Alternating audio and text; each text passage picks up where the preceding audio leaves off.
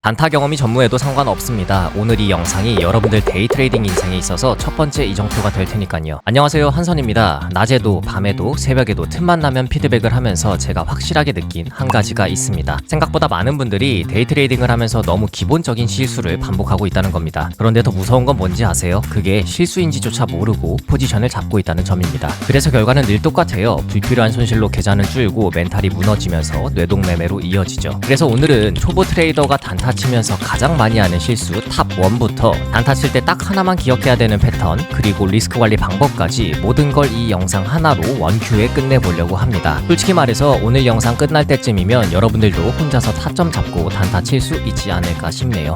그러니까 끝까지 한번 따라와 보세요. 자, 들어가 보시죠. 우선 질문 하나 드릴게요. 초보 트레이더들이 단타 치면서 가장 많이 하는 실수 뭐라고 생각하시나요? 뇌동매매? 물타기? 아닙니다. 정답은 예측 매매와 잘못된 타임프레임 사용입니다. 이게 무슨 말이냐면요, 실제로 제가 피드백했던 회원님이 작성한 TPT 매매일지를 살펴보면서 한번 설명을 좀 해보도록 하겠습니다. 우선 회원님께서 레버리지 15배의 롱 포지션을 진입을 하셨고 손절가까지 거의 10%가 넘는 리스크 테이킹을 취하면서 굉장히 공격적인 엔트리를 한 것으로 확인을 할 수가 있습니다. 그리고 포지션 진입 근거를 보면 채널링을 형성을 해서 0.25 부근을 지지를 하고 0.5까지 반등한다고 예상을 하면서 해당 구간에 진입을 했을 때 롱 포지션에 진입을 했다라고 작성을 해주셨죠. 실제로 진입했었던 차트 사신 내역을 살펴보면 1시간 봉상에서 피보나치 채널링 기반을 작도를 하시면서 0.25 부근에 도달을 했을 때 롱 포지션을 진입을 하면서 이 채널 중단선인 0.5까지 반등을 할 것이라고 생각을 하면서 목표 TP 값도 이렇게 설정을 한 걸 확인을 할 수가 있네요. 결과적으로 수익을 보고 익절로 끝나기는 했습니다만, 근데 문제는 여기서부터 시작됩니다. 여러분들 수익을 냈다고 해서 무조건 잘한 매매일까요? 회원님께서 매매 복귀에서 말씀을 해주셨던 것처럼 결과를 보니까 최종적으로 매도세가 강하게 나와서 내가 수면 매매를 하는 동안 포지션을 유지를 했다면 손절이 예상됐다라고 적혀있죠. 수익을 본 매매지만 수정해야 되는 점이 명확하게 존재합니다. 자, 그게 뭐냐면 우선 회원님께서 진입할 때 사용한 근거가 이 피보나치 기반 채널링을 사용을 하셨거든요. 근데 일단 기본적으로 채널링 작도를 사용할 때 그 목적이 뚜렷한지부터 살펴볼 필요가 있습니다. 일반적으로 채널링 매매는 주 추세선을 타겟하거나 보조 추세선을 타겟하거나 혹은 채널 중단선을 기준으로 방향성이 어디로 나타나는지를 확인을 하고 매매하는 것이 바로 이 채널링 매매의 가장 기본적인 룰이라고 볼 수 있습니다. 이건 차트전 보신 분들이라면 아마 기본적으로 알고 있는 내용일 거라고 생각을 합니다. 자, 근데 이번 매매에서는 어땠죠? 주 추세선을 타겟한 것도 아니었고 보조 추세선을 타겟한 것도 아니었습니다. 단순히 피보나치 0.25 구간에 도달했다고 해서 롱 포지션을 진입한 게 하나의 근거였죠. 우리가 주 추세선과 보조 추세선을 채널링 작도에서 타겟하는 이유는 손익비 좋은 전략을 취하기 위한 단 하나의 목적밖에 없습니다. 근데 이것도 예측해서 진입하는 게 아니라 단기적인 추세 전환이 일어나는지 확인하고 나서 진입하는 게 가장 기본적인 원칙이라고 볼 수 있습니다. 자, 예를 들어서 주 추세선에서 보조 추세선까지 상승 추세가 이어지다가 보조 추세선 인근에 인접했을 때 거래량이 증가하거나 혹은 강한 음봉 캔들이 나타나는 것을 확인을 했을 때 그때 우리가 하락 추세로 이어지겠구나라고 체킹을 하면서 쇼 포지션을 이때 들어가 볼 수가 있는 거고, 반대로 보조 추세선에서 주 추세선으로 하락 추세가 계속해서 이어지다가 이 주 추세선에 인접했을 때 다시 한번 양봉 캔들이 강하게 발생하거나 혹은 추세 전환 시그널이라고 볼 수 있는 거래량이 강하게 나타나는 것을 확인을 했을 때 그런 시그널을 확인하고 나서야 롱 포지션을 진입할 수 있다는 걸 가장 기본적인 원칙으로 세워야 된다는 거죠. 우선 종합적으로 정리를 조금 해보자면 회원님께서는 이 채널링 작도를 사용을 하기는 하셨지만 정작 진입을 하신 걸 보면 피보나치 0.25 구간에 예측을 하면서 진입을 했기 때문에 일반적으로 우리가 채널링 작도의 장점이라고 할 수 있는 이 주 추세선과 보조 추세선의 손익비 전략을 전혀 활용을 하지 못하셔서 이 부분이 굉장히 좀 아쉽다라고 좀 보여지고, 무엇보다 더 아쉬운 것은 이 예측성 매매를 했다는 점이 가장 아쉽습니다. 자, 그런데 이건 회원님뿐만 아니라 초보 트레이더들이 가장 많이 하는 실수 중 한 가지 피보나치 유형입니다. 사실 이 특정 구간에 닿았을 때 뭔가 가격 반응이 나타날 것이라고 예상을 하면서 포지션을 오픈을 하는 게 이게 선물 시장에서는 승률을 높이기가 굉장히 어려운 전략 중 한 가지입니다. 그리고 가장 더 위험한 것은 예정에 없었던 물타기를 할 수 있는 굉장히 위험한 방법이 될 수 있기 때문에 언젠가 한번 방향이 크게 한번 틀리게 되면 한 번은 청상을 크게 당할 수밖에 없는 굉장히 위험한 전략이라서 초보자분들일수록 이런 예측성 매매가 습관이 되지 않도록 주의하는 것이 매우 중요하다라고 말할 수 있겠네요. 그리고 두 번째로 체크해야 되는 것은 내가 사용하는 전략이 정확히 어떤 전략인지에 대한지부터 정확히 스스로 인지하고 갈 필요가 있습니다. 회원님께서 실제로 진입할 때 사용하셨던 5분봉 차트 내역도 첨부를 해주셨는데 자세히 한번 살펴보면요. 지금 회원님께서는 피보나치 0.25 구간을 타겟을 하면서 특정 가격 구간에 도달을 했을 때 일시적인 가격 반등이 나올 것이라는 걸 예상하면서 이 프라이스 액션 기법을 진입 근거로 활용을 하셨습니다. 근데 여기서 문제는 뭐냐면 회원님께서 작도해 놓은 이 목표 TP 값을 설정을 한 걸 보시면 거의 채널 중단선까지 처리가 되어 있죠. 이건 단순히 가격 반응 정도만 예상을 한 게 아니라 추세가 아예 상승으로 전환되는 것까지 기대하면서 해당 기법을 썼다는 거예요. 그럼 하나의 추세를 타겟하려고 했다는 걸 테고 그렇다는 건 결국 추세를 이용한 전략을 사용하려고 했다라고 판단할 수밖에 없는 거죠. 그러니까 실제 매매를 한 본인은 추세를 활용한 매매를 하고 싶었던 건데 기술적 분석에 사용된 이 피보나치 채널링은 일시적인 반등을 노리는 거지 이 추세를 노리는 건 아니거든요. 내 매매 의도와 진입 근거가 전혀 일치하지 않았다라고 해석을 할 수 있는 겁니다. 그래서 이 진입 근거랑 엑식 근거가 일치하지가 않으니까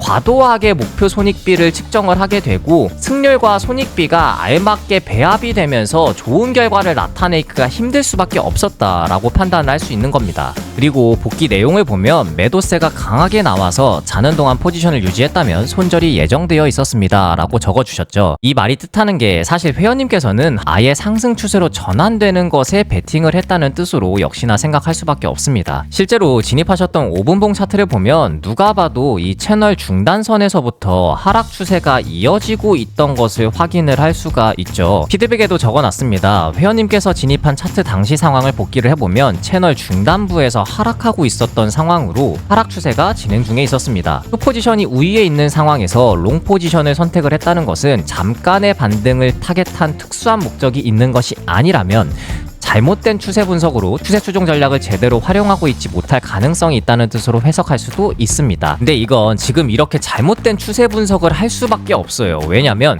애시당초에 특정 구간에서 반등이 나올 거라고 예측하면서 진입하는 매매를 한 것이기 때문에 이 추세 분석이나 이런 게 의미가 있을 수가 없는 거죠. 단순히 예측을 하고 매매를 한 거니까요. 자, 그럼 지금부터 여러분들이 가장 궁금해 하실 만한 내용이죠. 단타 칠 때 딱 하나만 해야 된다고 하면 과연 어떤 패턴일 때 들어가야 되냐, 어떤 타점을 써야 되냐, 이게 가장 궁금할 겁니다. 일단 이것부터 체크를 좀 해봅시다. 여러분들이 단타든 스윙이든 뭐든 추세 추종 전략을 쓰는 사람인지 아닌지부터 점검을 할 필요가 있습니다. 자, 추세 추종 전략은 왜 쓴다고 했죠? 대답이 바로 나오셔야 됩니다. 확률 때문이라고 했죠. 추세를 따라가야만 확률적으로 우위에 있는 베팅을 할 수 있기 때문에 추세 추종 전략을 쓰는 거라고 말했었습니다. 그렇기 때문에 우리가 단타를 칠 때는 바로 이 추세가 잡혀있는 형태인지 아닌지부터 정확하게 파악할 줄 알아야 돼요. 자, 지금 같은 상태는 어떤 상태처럼 보이나요? 추세가 있어 보이나요? 아니죠. 옆으로 횡보하고 있는 상태로 보이죠?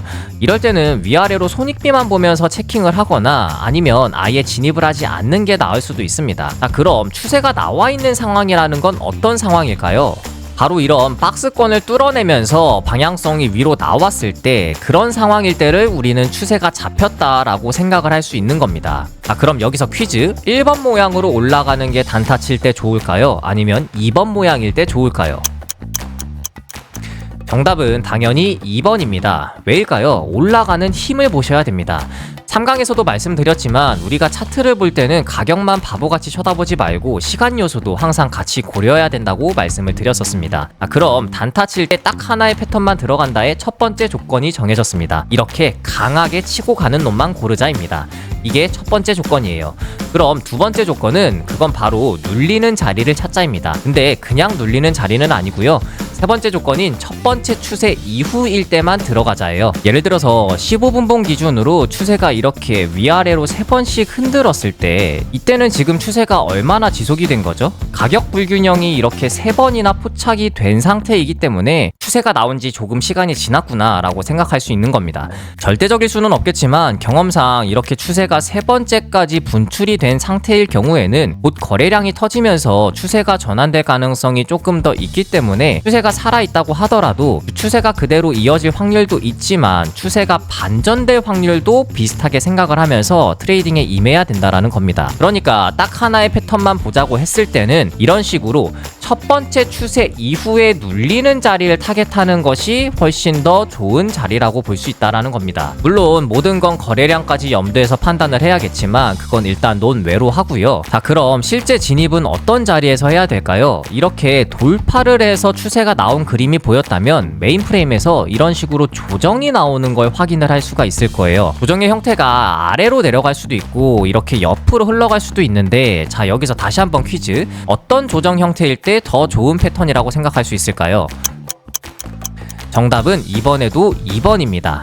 그 이유는 가격이 이렇게 옆으로만 대롱대롱 매달려 있다는 것 자체가 사람들이 가격이 더 오를 것이라고 믿는 심리가 강하다는 것을 뜻하고, 그래서 많은 사람들이 팔고 있지 않는 것이기 때문에 가격이 추가적으로 더 상승할 가능성이 높고 추세가 이어질 가능성이 높다고 판단할 수 있는 거죠. 그래서 우리가 단타를 치는데 딱 한 가지의 경우의 수에서만 포지션을 잡아야 된다라고 하면 이런 식으로 추세가 솟아버렸을 때 그게 첫 번째 추세인지 체크를 하고 가격이 옆으로 흐르면서 눌리는 자리를 체크를 하다가 다시 주추세와 동일한 몸통형 캔들이 나오는지를 그 순간 자체를 타겟을 하자는 겁니다. 자, 그럼 포지션을 언제 어떻게 진입해야 되는지까지 지금 체킹을 한번 해봤습니다. 자, 그렇다면 우리가 정확히 레버리지를 어떻게 쓰고 리스크 관리를 또 어떻게 해야 되는지까지 알아봐야겠죠. 뭐 예를 들어서 지금 보이는 차트처럼 계속해서 위 구간의 저항을 맞다가 보이는 양봉형 몸통 캔들이 강하게 출현을 하면서 방향이 상승으로 올라가려고 하는 것을 체크를 한번 해볼 수가 있습니다. 자, 이때 그렇다면 우리가 이 손절 라인을 정확히 어디로 설정해야 되는가, 이 부분에 대해서 먼저 자세히 얘기를 해보자면, 공격적이게 손절 라인을 세팅하려고 하는 사람들은 우리 이 양봉형 캔들의 아랫 구간 시가 부분을 바로 손절 라인을 세팅을 해볼 수도 있을 것이고, 조금 나는 보수적이게 엔트리를 좀 해야겠다라고 판단이 되면 이 매물대의 아랫 구간으로 손절 라인을 잡아볼 수도 있을 겁니다. 뭐 예를 들어 내가 공격적인 엔트리를 해서 이 양봉 캔들의 종가 부분을 기준으로 진입을 하고 시가를 기준으로 해서 손절 라인을 잡는다고 하면 지금 이 진입가부터 손절 라인까지 0.8% 정도의 이격이 있는 것을 볼 수가 있죠. 자, 이렇게 했을 때, 자, 이랬을 때 내가 전체 자산의 5%를 초과하지 않는 범위 내에서 레버리지를 사용을 한다고 가정하면 내가 여기서 쓸 수 있는 최대한의 레버리지는 몇 배가 될까요? 단순히 생각해서 10배를 사용하면 스탑로스가 터졌을 때 8%의 손실분이 생기기 때문에 비중을 100%를 투입했다고 가정하면 10배의 레버리지는 과하다는 것을 알 수 있을 겁니다.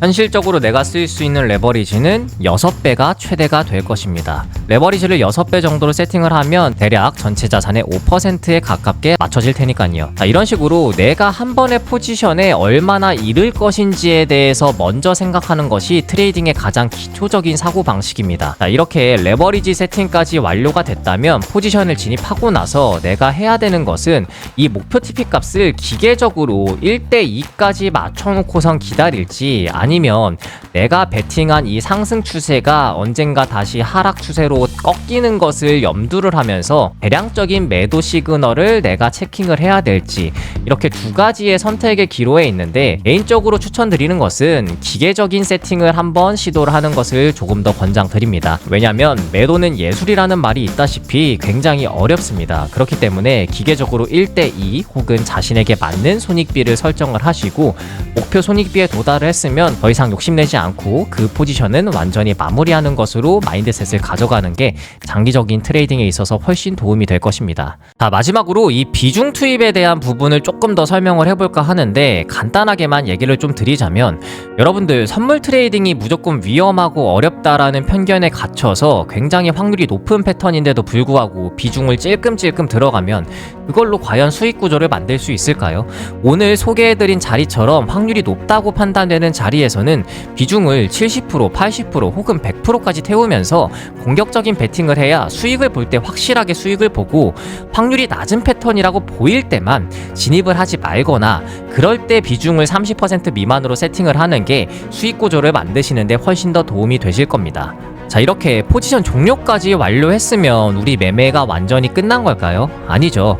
매매의 모든 종료는 매매일지를 작성하는 데까지 연장선이 이어져야 됩니다. 매매일지를 작성하는 건 진짜 선택이 아니라 필수입니다, 필수. 우리가 하는 모든 일이 다 돈 벌려고 하는 건데 트레이딩에는 왜 그만한 노력을 안 쓰시는 건가요? 매매일지를 써야 내가 잘못한 것이 보이고 성찰을 할 수가 있습니다. 그러니까 TPT에서 매매일지를 매일매일 간편하게 작성하시면서 자신만의 실력을 성장시킬 수 있는 동력을 찾아가시길 바랍니다. 사실 포지션 진입에 있어서 이런 기술적 분석이나 이런 것들은 어느 정도 수학 공식처럼 기준만 있으면 활용할 수 있기는 합니다. 근데 왜 다들 이 수학 공식을 알고 있는데도 못하냐면 결국 이 심리 때문입니다. 돈이 얼마나 들어가는지에 따라서 또 각자의 손실 회피 심리가 얼마나 강한지에 따라서 뇌동매매를 하는 타이밍이랑 포모를 느끼는 게 전부 각각 다르기 때문에 이 매매일지를 작성하면서 본인이 어떤 매매를 할 때 심리적으로 취약한지 그런 것들을 잘 파악하면서 훈련을 해 나가야 된다라는 겁니다. 그래서 이런 식으로 매매일지를 쓰다 보면 언젠가 결국 자기 자신만의 개인적인 투자 원칙이 생길 수밖에 없거든요. 매매는 결국 이런 식으로 본인만의 원칙과 기준이 생겨야만 스스로 트레이딩을 할 수 있는 능력이 생긴다는 거 이제 말 안 해도 다들 잘 아실 겁니다. 하고 싶은 말이 정말 더 많지만 다음 영상에서 또 풀어가 보도록 할 테니까 오늘은 여기서 이만 마무리하도록 하겠습니다. 긴 영상 끝까지 시청해주셔서 감사드리고 항상 여러분들의 성공적인 투자를 응원하겠습니다. 감사합니다. 한선이었습니다.